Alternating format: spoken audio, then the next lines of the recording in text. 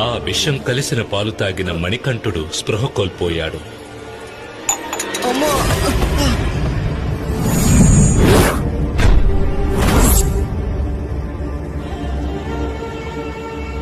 వెంటనే రాజవైద్యులందరూ కలిసి మణికంఠుని కాపాడేందుకు ఎన్నో రకాల వైద్యాలు చేసినా అది సాధ్యం కాక తప్పించారు. ఆ సమయంలో పరమేశ్వరుడు వైద్యుని రూపంలో అంతఃపురానికి వచ్చాడు.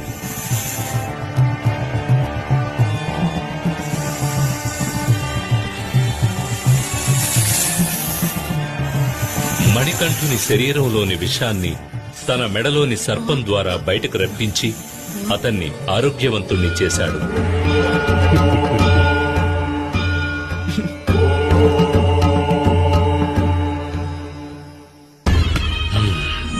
ఈ పథకం కూడా విఫలమైపోయింది.